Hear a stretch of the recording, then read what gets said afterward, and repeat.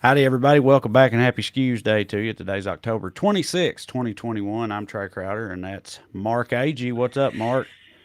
What's up, Trey? Hope you're doing good. Hope you enjoyed DC over the weekend. I heard you guys had Yes. some hot shows, right? Yeah. Some super Uh, hot shows, buddy. um, all you missed in LA over the weekend was, the film and television industry melting down over Alec Baldwin shooting a lady at work. Yeah, that's Um, super messed up, obviously. we It's not really clear what exactly happened or how it happened. Of course, there's going to be investigations and stuff into that. But we talked a lot about union drives last week. Yeah. And I would say that the one takeaway, if there is one, is that unions will save your life, because what happened was the union crew felt unsafe, and also they were getting fucked on money. So they were complaining, and producers had security escort them off set and replace them with non-union crew, because New Mexico is a right-to-work state, and promptly someone didn't know how to do their job right, and two people got shot and one of them died. So, Yeah. yeah, Unions save lives ever since the it's days of not, people getting chopped up and put into the canned meat, with the rest yeah, of the meat. Like, that's what yeah. unions are for. I think we talked about this before, but when Upton Sinclair wrote The Jungle, he thought he was trying to get people going to read it and be horrified by the working conditions, but all it succeeded in doing was getting the FDA started, because people were like, "Oh, Yeah. humans are in our hot dogs. We Yeah. gotta get them. We gotta fix the hot dogs." Like, dude, hot dogs are gross. Oh, my God. Write a letter to your senator. Yeah, All right. yeah. So with us as always is producer Matt. This is Weekly Skews. Real quick, remind you, if you're vaccinated and want to see me live, you can go to wellreadcomedy.com for tickets and information. And hope to see you out there. Okay, as for the show tonight, Mark's going to walk us through the Pandora Papers, the massive collection of leaked documents published by the International Consortium of Investigative Journalists, which details the true extent of the shady and underhanded dealings of the world's ultra rich. Prepare to be pissed off. But along the way, we got some other infuriating stuff for you. For example, the January 6th rioters' shocking realization that jail kind of sucks. And Ron DeSantis has a hilariously hypocritical new stance on unemployment. All that and more on this week's Skews. But first, as always, the Daily Dumbass. Matt, graphic, please. Tonight's DD, anyone who thinks school children should be forced to read books. That's right. Take a look at this campaign ad from the Heating Up Virginia gubernatorial race. As a parent, it's tough to catch everything. So when my son showed me his reading assignment, my heart sunk. It was some of the most explicit material you can imagine. I met with lawmakers. They couldn't believe what I was showing them. Their faces turned bright red with embarrassment. They passed bills requiring schools to notify parents when explicit content was assigned. It was bipartisan. It gave parents a say, the option to choose an alternative for my children. I was so grateful. But then Governor Terry McAuliffe vetoed it twice. He doesn't think parents should have a say. He said that. He shut us out. Glenn Youngkin, he listens. He understands. Parents matter. Join me in voting for Glenn Youngkin. I'm Glenn Youngkin, candidate for governor, and I sponsored this ad. All right. All So right. this seems dumb on the surface, but it's actually even dumber than it seems. I feel like most of us watch this and you think, I'm sure this is some critical race theory bullshit, even though they don't explicitly state it. But yes, you get into the details of it, and it's even dumber than at first glance. Hey, Mark? Yeah, the book she's complaining about that gave her now 27-year-old son night terrors was beloved by Toni Morrison, Yeah. which does have some graphic, it's beyond the rape scenes. It's been a while since I read it. I haven't read it since high school, but it's like it's set in the 1850s. It's about a woman who's tracked down by fugitive slave hunters and kills her child rather than have them be submitted to bondage. So you can imagine why she doesn't want her pretty white schoolboy reading it and knowing the horrors his ancestors committed. But it's even dumber than that, because one, this was an AP English class. So it's a college level reading. 12th grade, right? Because I feel like you watch this and you're picturing, at least I pictured, like a 9-year-old, 9 or 10-year-old. My baby boy brought home this brutal literature, and I just couldn't believe it. But this was a senior in high school in an AP English class, given this monumental work of American literature, and that's what gave him nightmares. A literal college level class that he signed up for as a borderline adult to read adult books. And by the way, you want the school education system designed for teachers to teach the test. This is literally on the AP test. If he doesn't know it, he's not going to do good in the test. He's not going to get into the college he wants. So it's not really a way around this. But someone else made this point. But like, the kid was old enough to drive a car down to see the 1998 film version without adult supervision. Like, he could buy a ticket to the R-rated movie starring Oprah. So by the way, the kid's now he's a lawyer, and he works for the National Republican Party, and he was an intern in Trump's White House. And he was doesn't appear to be all damaged by this, but also, like, this is another example of, like, there's a lot of astroturfing going on in the Virginia governor's race, where these people are presented as concerned parents, but they're literally just like Republican Party activists. They're not just regular parents. And she had tried to pass a law in like 8 years ago when this came up with her son, trying to let parents choose what books their kids are taught. Which, Trae, do you need more parental duties? No, I don't. That's what I was thinking. It's like, and I guess some of them do, but it's just like, just teach them yourself. Like, if you want to, like, completely dictate what they are taught at school, then just fucking homeschool them. Like, I feel like that's what schools are supposed to be for, is, making sure they learn things that they might not otherwise learn if they didn't go to school. So if you're going to let parents start dictating what the curriculum is, then what is even the fucking point anymore? I mean, first of all, teachers, my mom and my sister are teachers, and the teachers don't have time to make 30-something individual lesson plans. Let's say we got one class. Let's say you have 6 classes, you got 180 students. So if she's asking for her kid to be able to set the curriculum for the entire class. And by the way, they all have to take this test to get into college. But like 40% of Americans believe in angels. Can you imagine if one parent was like, why isn't biology class teaching the biology of angels? And so all the kids had to learn about people with wings in science class. Well, I mean, they don't. That's not that far off from the other things they've gotten furious about in the past as far as curriculum with where science is concerned, i.e., if we came from monkeys, why are there still monkeys? And global warming being a lie and all that bullshit. I mean, they get up in arms about that stuff too. And it's funny because all of these things are, real things that happened in the world. They just don't want their children to know about them, which again, can't stress enough, the ostensible purpose of school. So and if you're wondering how our post-reality, post-truth media is handling this, here's a clip from the most trusted name in news talking about this governor's race. I heard that. I felt like that was a little bit of wishful thinking from President Obama. Anybody who has a child in K through 12 school right now knows that these aren't phony culture wars. You might not think they're legitimate or founded on facts, but they're happening. Right. Yeah. This might not be real, but it is. But it's real. Yeah. I don't understand is she just saying, like, people really are pissed about this? If that's all she's saying, then I mean, yeah, sure, fine. We see them screaming at the school board every other day. Like, yeah, of course they really are pissed about it. But, like, it shouldn't be given the sort of, like, legitimacy that, just that she seems to be giving it there. This is like the level where, like, it drives me crazy about political analysis, but it's like 30,000 feet, sort of like trying to hover over everything. And instead of, like, saying what reality is, which is what the news should do, she's trying to play analyst at what other people are thinking reality is, and then trying to formulate coverage of that. Do you know what I'm saying? It's like it's like Plato's shadow cave, but only concerned for the shadows. Or right. Yeah. No, I think that works. I think you nailed it. That's good. Good job. Yeah. Good pull there. So I'm gonna be honest with you. I was going through our show outline earlier. I don't think you had yet added this Madison Cawthorn clip. So why don't you set this one up without making everybody think? Well, anyway, just go ahead, set it up. So I guess the dumbass here would be Dr. Fauci for being the Cruella de Vil of Africa. Roll the clip, Matt. Okay.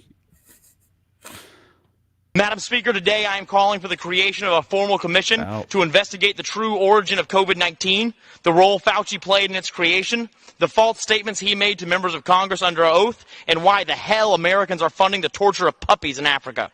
Americans deserve the truth, and this demon doctor must never be allowed to escape justice. With that, I yield back. For what purpose is the gentleman for? So if you're not well attuned to right wing internet fever swamps, there's like a nugget of a story about the NIH funding some research in Africa that somehow, and I'm not sure how much truth is this part, but these medical experiments were conducted on dogs. And so this is blown up into a huge meme on the right that Dr. Fauci supports dog murder. So yeah, and now we're shitposting on the floor of Congress about a 10% truth made up right wing internet meme. So yeah, and it's funny. Good like times. that, I guess did Hitler love dogs? Wasn't that a thing? I say this because Cawthorn's a Nazi, high on wheels, as I like to call him. He's into that. It's funny that that a Nazi would make any type of humanitarianism or whatever, humane, ethical treatment of any other being like a platform. You know what I mean? Yeah, I think it's mainly about getting Fauci herded into a camp. I think that's the goal here. For sure. Yeah. All right. Yeah.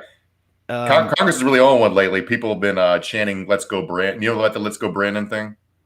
Yeah, it's their thinly veiled way of saying "fuck Joe Biden" or something like that. So I'm still not really clear on how that whole thing got started or why they even care enough to do that instead of just saying it. But. Yeah. So what happened? I think it was on MSNBC. They were interviewing a NASCAR driver. His name was Brandon. His first name is Brandon. And in the background of this interview, I don't even know what the context was or why they were doing it, but the crowd started chanting "fuck Joe Biden." And so the newscaster panicked a little bit and said, "Oh, they're saying, 'Let's go, Brandon.' Back to you in the studio." Okay. And so this is their adorable meme way to say "fuck Joe Biden." So literally, their congressmen are ending their floor speeches with "Let's go, Brandon." And one congressman wore a "Let's go Brandon" face mask on the floor of Congress the other day. So just a bunch of fucking clown children. Look, I don't know language police. If you want to say "fuck Joe Biden," say "fuck Joe Biden." Right. I don't care, but don't be a baby about it.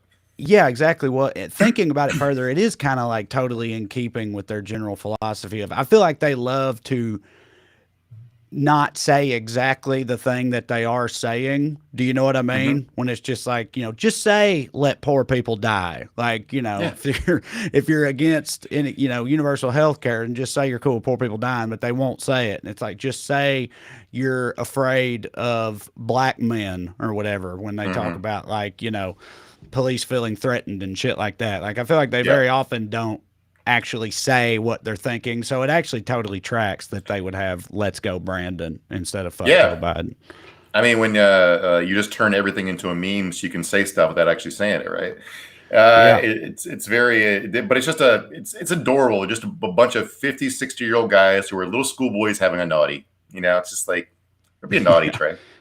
All right. So next up, for honorable mention here, anybody who thinks British politics is any more sane than ours are. This is a hell of a clip here. So the guy being interviewed is a centrist right-wing British media figure interviewing an environmental activist. And the first thing he's going to say is, "What are you glued to?" So if you don't, the context here is British environmental activists have been gluing themselves to roadways to fog up traffic. So he started off being a dick, and then it got worse from there. Yeah, he's he's basically interviewing a tree hugging hippie, right? Or that's and he's just trying to shit on him is the context of this. And then this is how that conversation goes. Yeah. Morning, Mike. Oh, hello. What are you glued to, Cameron? Just your screen, unfortunately. Unfortunately? What do you do for a living, Cameron? I'm a carpenter. A carpenter, right. So how safe is that for the climate? Well, I work with timber, which is a much more sustainable material rather than concrete. I also But you work with trees that have been cut down then, don't you? It's a sustainable building practice. How is it sustainable if you're killing trees? Because it's regenerative, you can grow trees. Right. Well, you can grow all sorts of things, can't you? Well, you can't grow concrete. You can.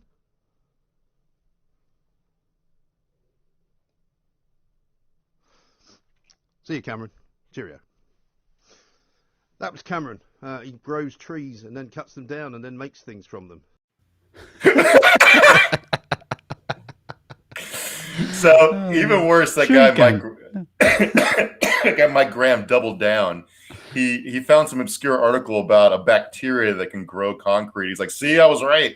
And then he's also been jokes about, like, of course you can grow concrete. Here's a concrete plant. It's like a concrete manufacturing plant.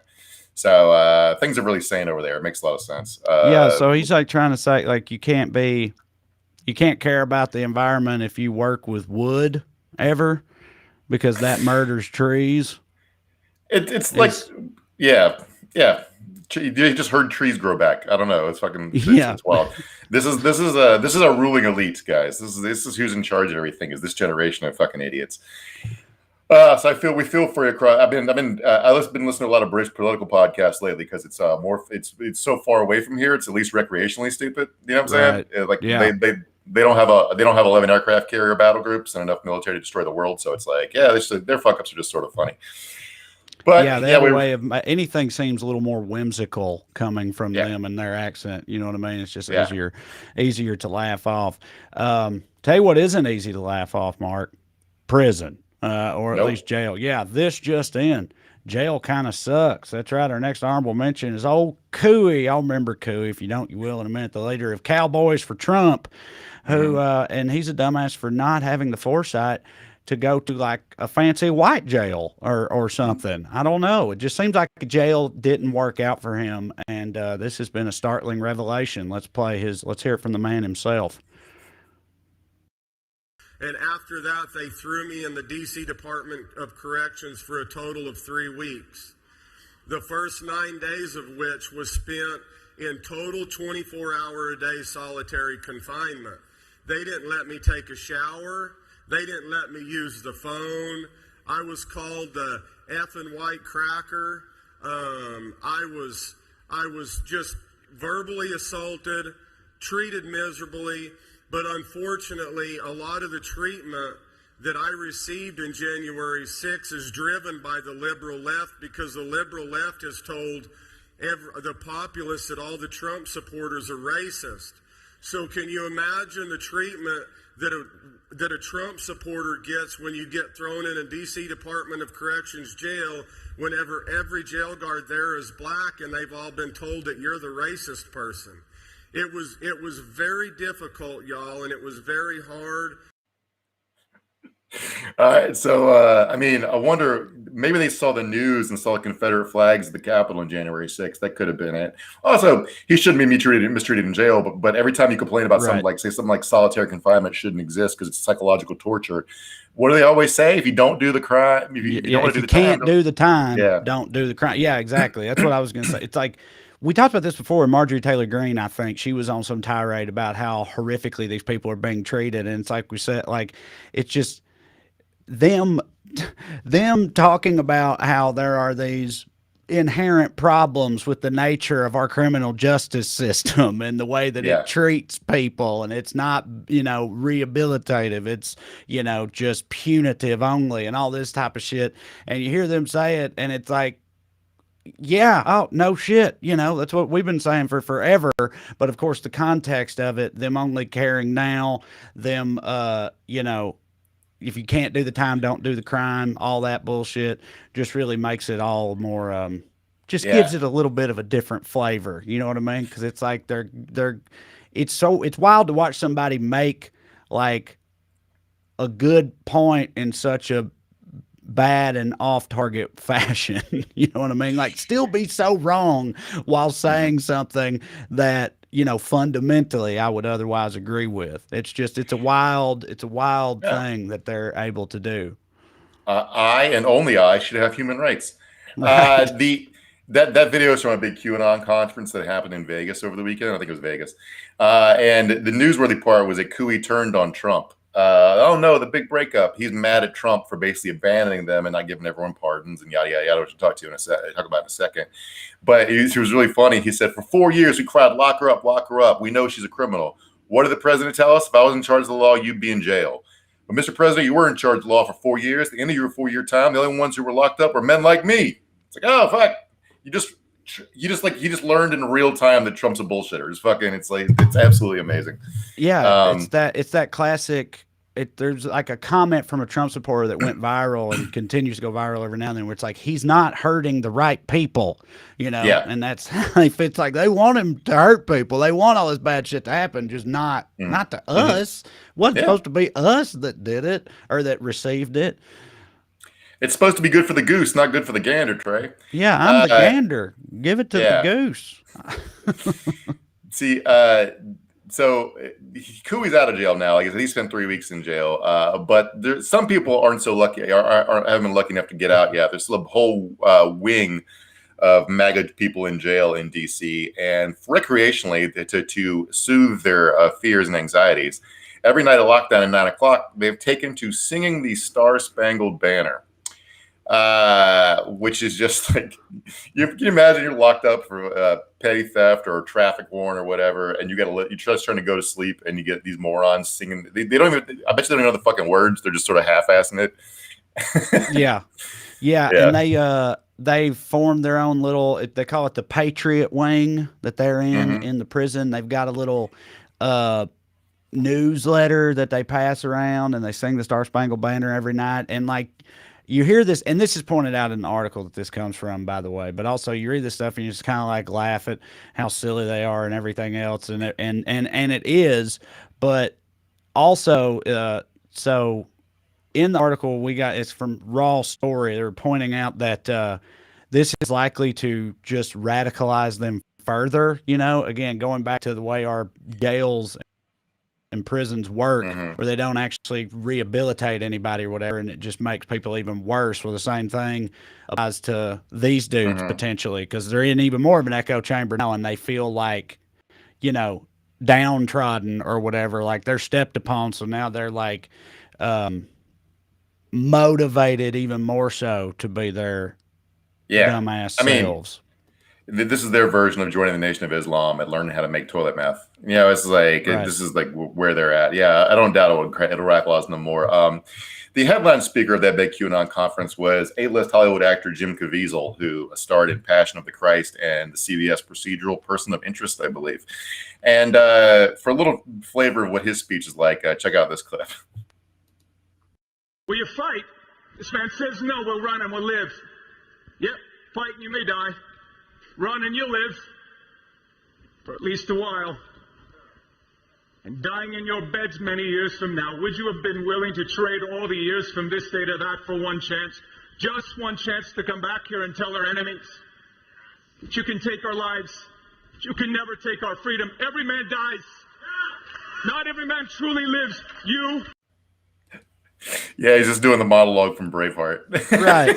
That's what these things are. It's always like some mad lib, like freedom mad lib that they put together that works so effectively. You know what I mean? You can just use Braveheart clips if you want to, but it's just a list of cliches that they just check off as they go down and get more emotional, and people just eat it up. Toward the end of that clip, you can hear a guy in the crowd scream, "Freedom!" and that gets a huge applause break too. And it's just, but I always point out he's probably a lunatic beforehand, but I think he's come up before for being a right-wing lunatic. And I always point out that he was apparently struck by lightning like 3 times on the set of Passion of the Christ, which I feel like might make anybody believe that the Lord is real and wrathful and everything. And obviously, probably he probably got some blown circuits up there or something. But either way, pretty wild shit. He's a full-blown Q guy now, and he I think you might have talked about it. And the guy, like, they did QAnon Anonymous podcast, did a great episode on him, basically behind the scenes behind the scenes stories from him on Person of Interest, and he'd do shit like speed through intersections because he said his character wouldn't stop at red lights, and he refused to memorize his lines. The crew had to put him on little note cards for him, and they didn't want to insult him, so they didn't put one of his lines in a note card once, and he asked for it, and the line was just nope. He couldn't remember nope. So yeah, he's a fucking great one.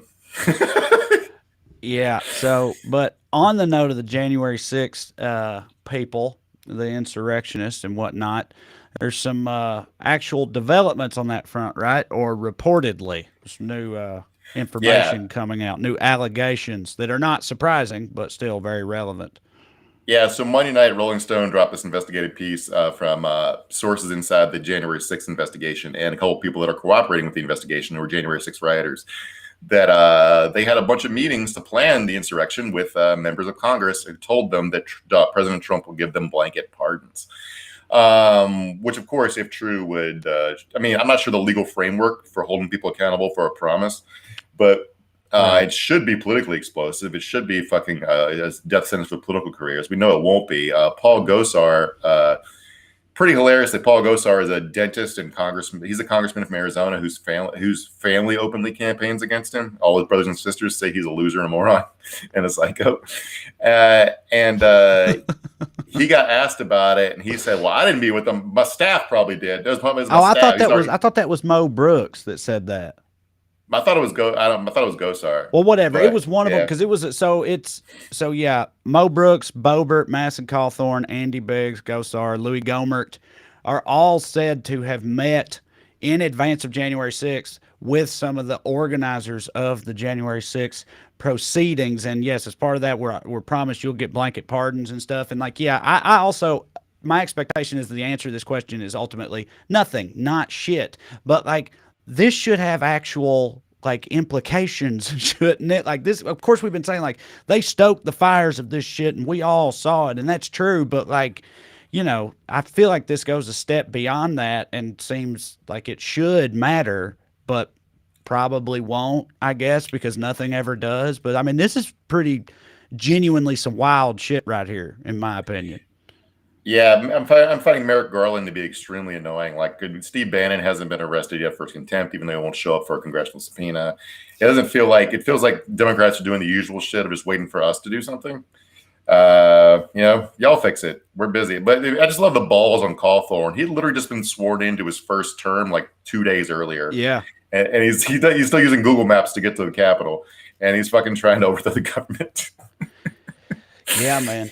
Well, anyway, I don't know. Maybe it'll actually matter. We'll see. But hey, Mark, because I talked about it up top. Let's talk about DeSantis, and then we'll get into the Pandora Papers. Call. Okay, so yes, guys, guess who's on board with unemployment now? Republican Governor Ron DeSantis. That's right. You're thinking, well, that doesn't sound right. I thought unemployment just incentivized people to not work. It makes people lazy, and they kick their feet up and take their welfare checks and shit, right? That's what they think about unemployment. No, not anymore. So long as the person looking for unemployment is doing so because they quit their job after refusing to get the COVID-19 vaccine. That's right. I am not bullshitting you.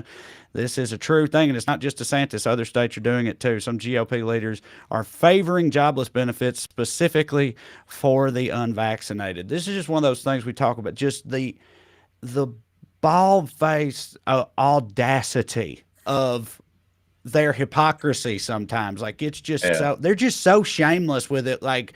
This is so apparently hypocritical, and anyone you would think would be aware of that and thus less inclined to just dive headfirst into an ideology like this. But that's just not how it works with them. They'll just do it with a smile on their face. It's pretty crazy. Yeah, so I guess the dumbass here is me for getting the vaccine and not just moving to Florida and going on unemployment. Yeah. But DeSantis is also said if you're a cop who gets fired for not taking the vaccine, come to Florida, we'll give you a job. So I guess 10% of American cops are going to move to Florida. So it's going to be like Copland. Think about how crazy the sort of crime headlines we see out of Florida already are. Mm-hmm. And now inject the worst 10% of the rest of the country's law enforcement officers into that equation. And think about what Florida is going to be like in the future. That's just going to be gnarly, buddy. They, what's perfect about this to me is Republicans in general see everyone who needs unemployment or any social program as somebody who's lazy or stupid. Right. And here you have people creating special unemployment benefits specifically for people who are being lazy and stupid. Yeah. I know, and that's what I'm saying. And the argument is always you can't give people these benefits because then they won't need or want to work, But it's so they're totally okay with somebody just not working, which is supposed to be, again, a huge knock against your character as an American as far as they're concerned. But they're totally okay with it as long as they're doing so because they refuse to get a vaccination in the middle of a fucking global pandemic? And the answer to that is apparently yes. That's exactly how they feel about it, as wild as it may seem. You know, when they call Nazis socialists, there's a current like Herrenvolk democracy, which is what they were doing, was basically socialism for just the Aryan race, right? Yeah. And here you have socialism just for anti-vaxxers. It's like they're creating. It's like they want special jails themselves that are nice. They want special unemployment benefits for them that work, but not for anybody else. Yeah.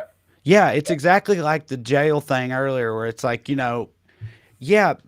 employment benefits should be expanded in times of crisis, and it doesn't make people lazy because they need them. Like they're so close to like doing a good thing or saying the right thing, but there's always this hard veer in the middle of their line of thinking that makes it, completely flipped on its head and turns it into instead some crazy bullshit that they're saying.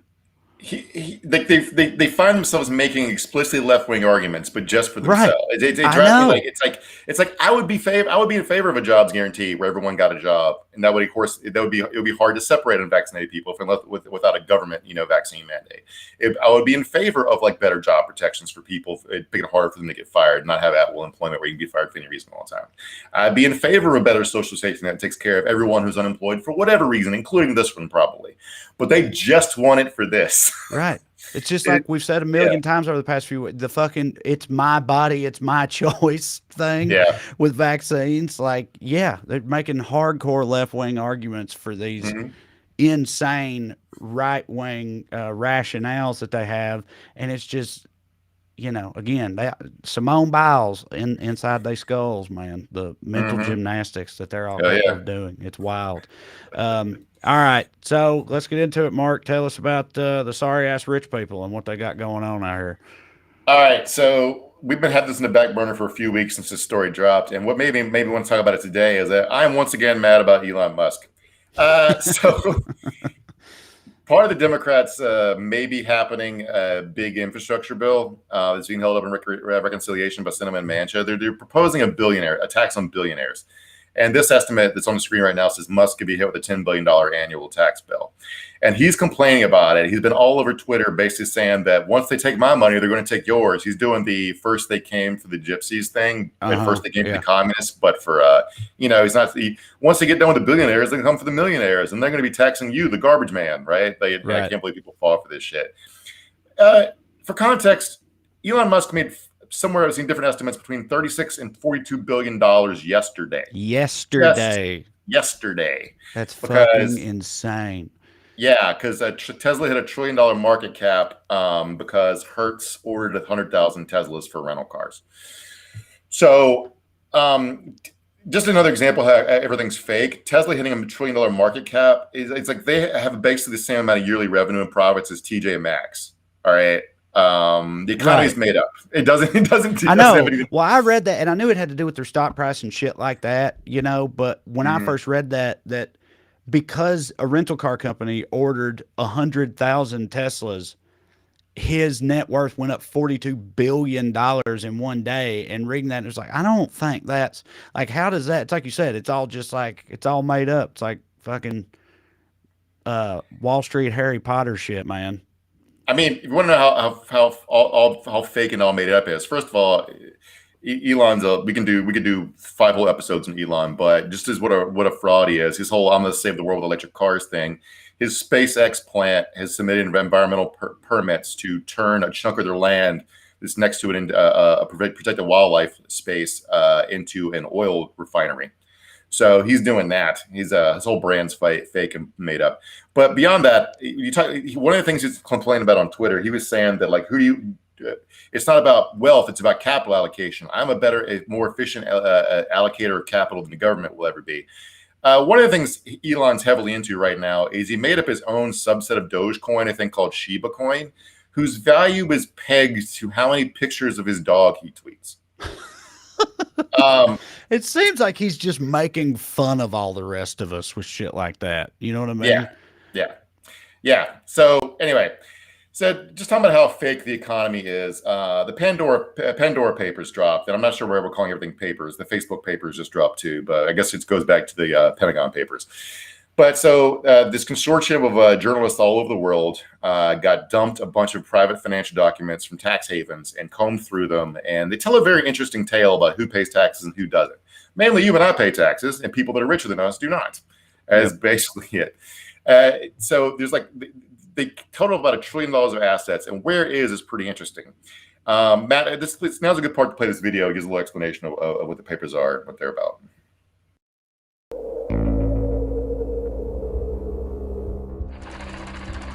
For years, some of the world's richest people have hidden their wealth in prominent offshore tax havens in places like the Bahamas or Belize. Now, a new investigation reveals the involvement that the United States and prominent world leaders have in the secretive world. There are 1,001 different ways to describe a tax haven. It's generally considered as a country or a jurisdiction where you can put your money and avoid paying taxes where you made your money. A team of reporters from the International Consortium of Investigative Journalists, The Washington Post, and hundreds of reporters around the world unearthed secrets from millions of documents. The Pandora Papers show how the ultra-rich and powerful move their money around the globe. It is the largest collaboration of journalists ever organized by the ICIJ. We have emails, passport copies, bank statements that show how presidents, kings, princesses, billionaires, and criminals hide and move money. There are more than 11.9 million documents that reveal the holdings of powerful foreign figures, including the King of Jordan and a woman widely considered to be the girlfriend of Russian President Vladimir Putin. The United States, through some very liberal laws in places like Alaska, South Dakota, Nevada, and Delaware, have really become go-to tax havens for global clients. Yeah. So basically, we've turned huge chunks of America into the Cayman Islands, and and mainly the surprising one, I think, to everybody was South Dakota. My favorite headline about this was from Gawker. It was that South Dakota, we're sluts for assets, which is basically what it is. There's one brick building. Producer Matt's homeland, by the way. Yeah, South Dakota. Tell us about the South Dakota asset sluts, Producer Matt. I'm just kidding. I'm sure he'll put something in the comments about it. But who knew? South Dakota, man. So there's a one little brick building in Sioux Falls, South Dakota, houses billions of dollars in assets somehow. The reporters went there to try to figure out what it is. And it's just an empty building with a bunch of like post office boxes and shit in it. And it's one of the people who has billions of dollars there is a Brazilian orange juice tycoon / criminal who got hit with the $88 million antitrust case in Brazil, instead moved that money to Sioux Falls. That's what you do, baby. When you get hit with a huge penalty, you pack up the truck full of money, you haul full of cash, and you go to South Dakota. But this is just all, like, talking about nothing's real. It's also fucking farcical. The people caught up in this, like Putin, they call her Putin's girlfriend, but she had a kid with him. Putin has a teenage daughter with her, it looks like, although not a lot of Putin's life is admitted to the public. But she is theoretically a house cleaner. That's her job title. But she also owns a shell company that owns a $20 million house in Monte Carlo. So that definitely seems in the up and up. It reminds me of when the Panama Papers dropped, Putin's childhood best friends, who is nominally a cellist, had $2 billion in a bank account in Panama. So he plays the fuck out of the cello, Trae. Yeah, evidently. The Elon Musk of cellist. Because for years you always heard, like you said, the Cayman Islands or like Swiss banks and shit like that. Like in movies when people need to put money, it's always offshore banking accounts. Why and how for how long has it been, you don't have to go offshore for that. Like America became the place for that, or certain states did. Like, I think you trade your bad money. So foreign bad and dirty money comes to America, and dirty American money goes out. So it's just like it's all passing each other in the night. But like there's a word for this, and I can't think of it right now. But it basically is a synonym for like strategic boredom. What you do is you take a bunch of very boring accountants. Think the main character in Ozark, and you do a bunch of weird stuff on paper where a shell company buys a shell company buys a shell company buys a shell company buys a shell company. They're all headquartered in different countries, and they pass money back and forth. And no one can really tell who owns it unless you take a forensic accountant or a team of thousands of journalists working for years to figure out where the fuck this money is. But it literally everyone with more than $20 in their bank accounts pretty much involved in this. The funny ones to me, I mean, there were a couple. Like King Abdullah was a funny one to me because what's the point of being a fucking king if you have to do this? Right, exactly. Like just put it in a fucking, put it in your golden tiger pit or whatever. Yeah. Like, who gives a shit? You have to write a prima nocta, but you have to hide your money from the taxes, guys. It's fucking weird to me. Tony Blair, the former prime minister of the United Kingdom, apparently shielded $6 million in taxes by buying a house using a shell corporation. He used a foreign shell corporation to buy a house in London where he lives, I think. Also involved in this were beloved pop stars Elton John, Ringo Starr, and Shakira. Maybe those hips do lie, Mark. About where their money is kept.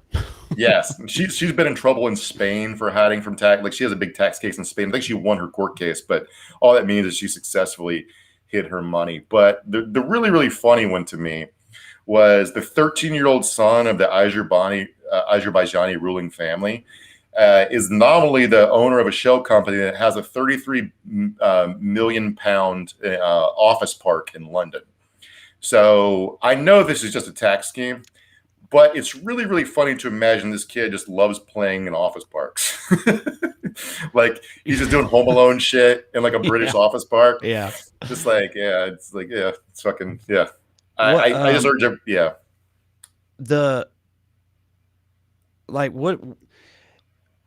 How does this make you feel about, we're always talking about taxing the rich and stuff like that, but I feel like you read these stories and hear them, and it's like the links that they already can and do go to avoid paying taxes that they should in the first place. You know what I mean? I'm not saying that something can be done, but I'm saying like it's a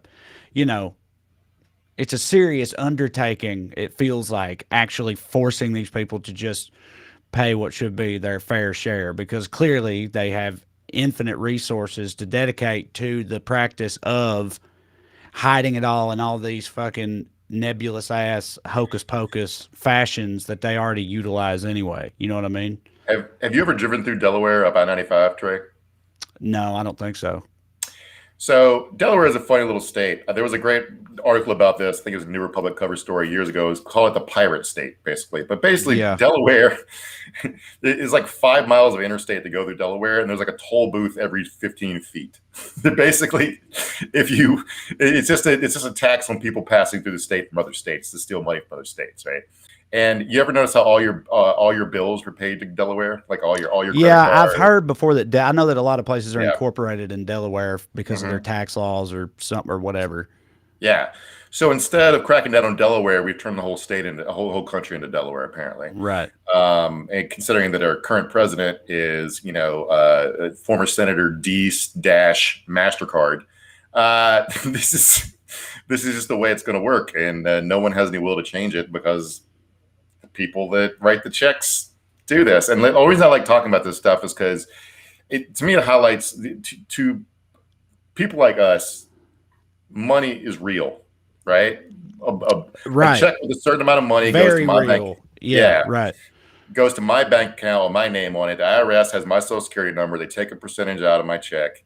And then I take that money that's basically physically notes on a card, and I go and I exchange it for goods and services, right? Then you have a whole other group of people for whom money it's like passing through like an MC Escher staircase of bullshit. like an abacus is just counting nothing and moving around. And then out comes a bunch of free money that's not attached to anything the IRS can't even find, right? It's like, if that doesn't make you angry that you're paying taxes and Jeff Bezos is getting a child tax credit. Right. It's like, it makes that's what I'm saying. They clearly play by a completely different set of rules insofar as they even have rules, than we do. And it's fucking infuriating. And that's what I'm saying, like that, because they have the ability to to do all this shit. They have, an Yeah. army of people they could pay to just spend their entire life dedicated to figuring all this out for them and making all these like little money moves and stuff. And it's all just numbers on a computer screen or whatever. And meanwhile, they own islands and jets and stuff. It's fucking wild. You trade your blood, sweat, and time for money to feed your family, and they push a button, and the money machine goes brrr and gives them more money. It's like, yeah. And our ostensible left-wing political party can't even manage to pass a bill to crack down on this shit because Kristen Sinema wants to wear a jean jacket on the floor of Congress instead of doing her job. So, all right. There she is. Yeah, there we go. There she is today. There's our manic pixie dream senator. She loves you pointed out earlier. Yeah, I was going to say you pointed out earlier before we started that she's real into thumb gestures. Yeah. Don't worry, got it under control. Got my denim vest and my 2 thumbs. All right, Matt, you start putting up some comments and stuff. I'll try to scroll through them here. I want to know, Mark, you ready for Halloween? Oh man, we were had tickets to go on a haunted hayride last night, but it got canceled because it rained. Oh, so that's a bummer. Haunted hayrides. I didn't know they had those out here. I mean, I guess they, got them. I never put together because we had haunted hayrides where I grew up, and I just because of the hay part, the hay ride part, I guess I just always assumed that was like a rural thing or something. In other places, y'all got haunted houses, we got haunted bales of hay, but that's not the case. Not everybody likes a haunted hayride. All right. Yeah, I mean, you drive 15 minutes outside LA, you can find horse ranches. I mean, that's where they shoot westerns. Yeah, you're right. That's true. Yeah. But so like I mean, I'm not really a hayride kind of guy, but I give my wife like 2 or 3 super corny activities a year just to make her happy. So we do that kind of shit. Last year, 2 years ago, I guess, because of COVID, we did a family Christmas portrait and Christmas sweaters with our dog. So that was her one that year. And this year, the first year we were together, I told her I would do a couple's Halloween costume once in our life together. She chose to burn it the first year because she didn't believe me. Oh, buddy, I do it. Yeah, that's Katie. My wife is very much a like a Halloween fanatic, loves Halloween. So I'm always having to be an accessory. Like, she has various accessories to her costume. Maybe she's got a cane or a wand or something. And then also I am an additional accessory to her costume. Rather than really having my own costume, I'm just a part of her whole ensemble that she's got going on, which is fine because I don't really give a shit about it. Producer Matt has reminded me to say it, everybody, please like and subscribe, hit them buttons, all that. We appreciate it. And if you would like a Weekly Skews shirt, you can go to weeklyskews.com and check those out. And Well-Read Comedy Tour is Well-Read I keep meaning to get a t-shirt. I got to get a t-shirt. Yeah, I'm going to order one. Sorry, I keep interrupting you, Trae. Go ahead. No, that's okay. I'm trying to sorry, I'm looking through the comments and whatnot and trying to do 2 things at once, and I'm not good at that, so go ahead. So you're talking about being an accessory, and I just realized that's what I was when we did our couple of Halloween costume because my wife loves the Peanuts cartoons, and I'm a bald feller, as everybody knows. And Charlie Brown, his crush in the Peanuts cartoons was the little redheaded girl, right? My wife happens to have red hair, so we did one year as we went as Charlie Brown, the little redheaded girl. And of course, she looked amazing.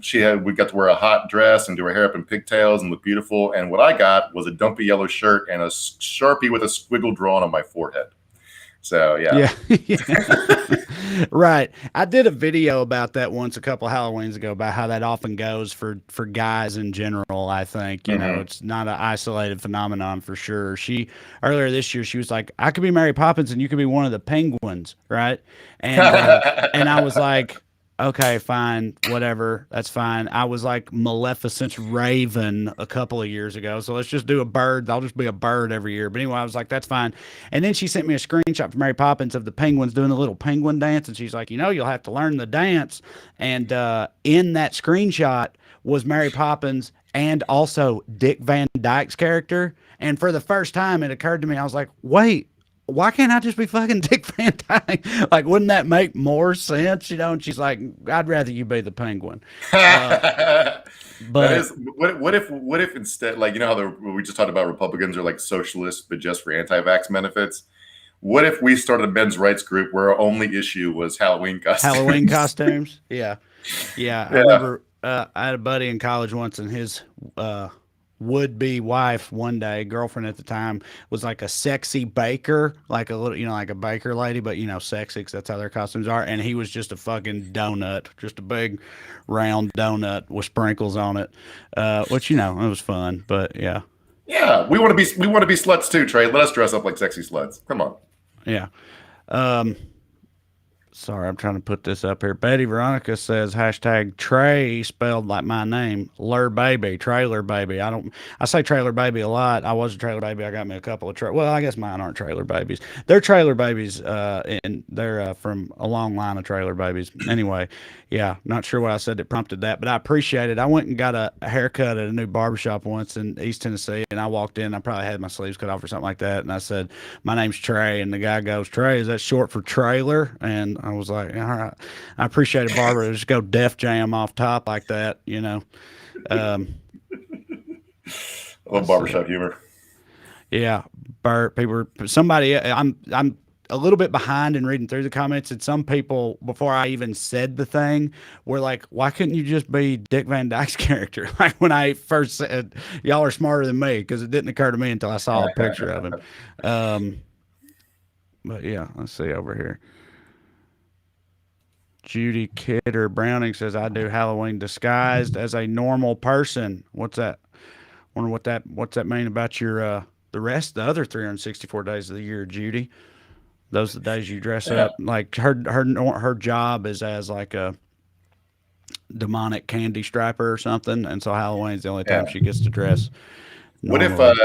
What if Canadians do Thanksgiving like a random like day in September or whatever? October, whatever it is. What if we just I celebrate, Canadian Halloween, and I just like one day in random day in March, I just go to work in Joker makeup. Yeah. All right, we got an actual Jennifer Hartsman says those are legacy trailer babies. Thank you. That's the term I was looking for. I appreciate it. Carla Barrick says, question: how's the left turn things around to prevent a Trump second wave? What do you think about that, Mark? Is there going to be a Trump second wave? I mean, if Biden's approval is underwater by 8 points, and Democrats can't even pass very popular bills. I mean, so I was reading Dave Weigel the other day, as a Washington Post reporter, was like, if Democrats can't pass, child leave, paid parental leave, then Trump's going to run on it. He's just like he ran on improving Obamacare. It doesn't mean he's going to do it, but it's a very popular policy, and it's a layup to run on. And it's like they already they started off with 12 weeks, which already isn't enough. I think in most countries you get 29. Mexico has paid parental leave. If they can afford it, we can afford it, right? And they already whittled it down to 4. Manchin will only accept 4. And someone else made this point that it's illegal in most states to take puppies away from their parents before 8 weeks. So it's just I don't understand. It's so just cruelty for no reason. Even our left-wing party can't do stuff to help people. It's popular. That's very easy to pay for. Yeah. Carla also asked, when are we going to see Trump indictments? That's what we were alluding to earlier. I'll just believe them when I see them, Yeah. Because I said, Garland don't seem too inclined to do any of that shit that people want him to do for whatever fucking reason. So Steve Bannon has refused to testify in front of Congress in defiance of a subpoena, claiming executive privilege for a time when 3 years after he worked for the federal government. And this former president can't even assert executive privilege. That belongs to the office. It doesn't belong to a person when they leave it. So it doesn't, if you can't lock somebody up for flagrantly violating the law without even a decent pretext, they're doing that. We're looking forward, not backward bullshit. And here's the thing about that, Merrick. All crimes happen in the past. You don't arrest anyone for future crimes. Not until Minority Report, at least. Yeah. Sean Adams, the other question, does Biden run for a second term? I remember hearing when he was first running for this one, some speculation that he might not even intend to be a 2-term president or whatever, but I haven't heard that shit in a while, I feel like. Was there anything to that, you think? Or well, Kamala's polling are roughly around, her approval ratings are roughly around that of malaria. So I hope to God he has a plan, because the party does not.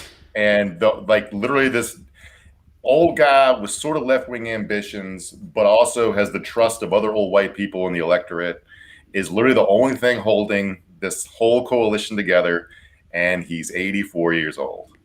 So I hope so.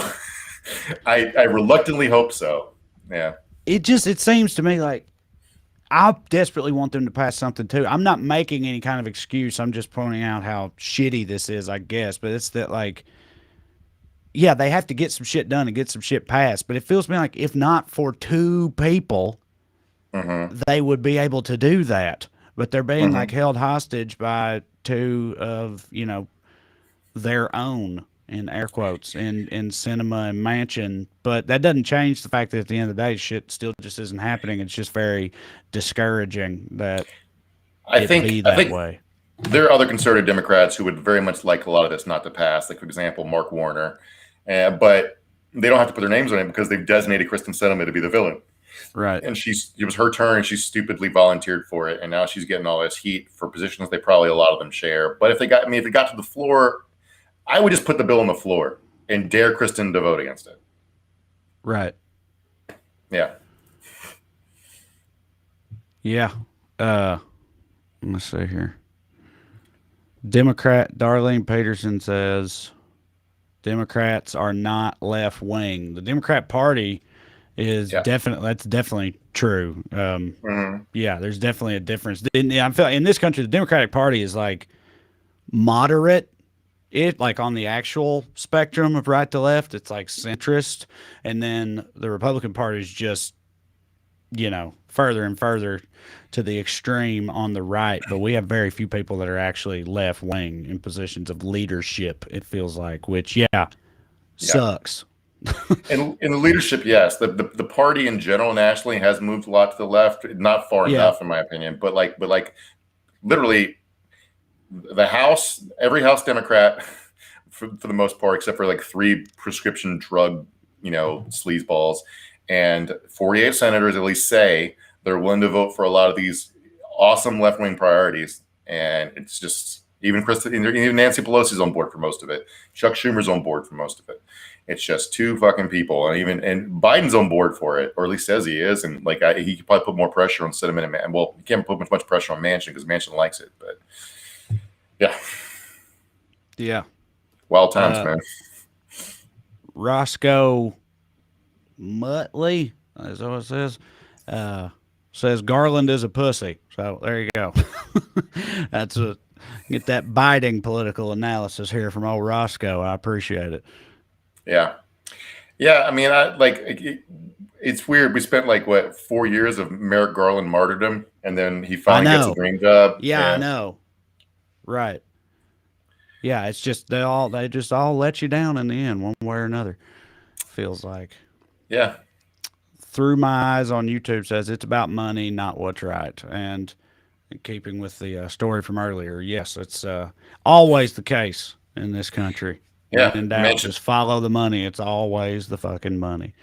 Manchin's son runs a couple of coal companies, and his daughter is a pharma executive. So there you go. That's why we can't save the planet. Yep. Sorry, you can't go to the doctor. Joe Manchin's daughter wants to work for an evil company instead of a good one. So, yeah, that's the way it goes. Yeah. All right. Well, listen, Mark, enjoy your Halloween. Everybody get all spooky out there. Put on your bone outfits and your witch makeup, whatever else you're going to do, and have a good time. Eat a shitload of candy, get drunk and fuck, however you choose to celebrate it. I hope you enjoy the end of Spooktober, and that is also the end of this week's edition of Weekly Skews. One last time, you go to wellreadcomedy.com for tickets to see me. If you're vaccinated, you can also go to weeklyskews.com if you want one of them fancy dancy shirts. And me and Mark and producer Matt will be back next week right here. Same Skews time, same Skews place. Thank you all very much. See you, love you, bye.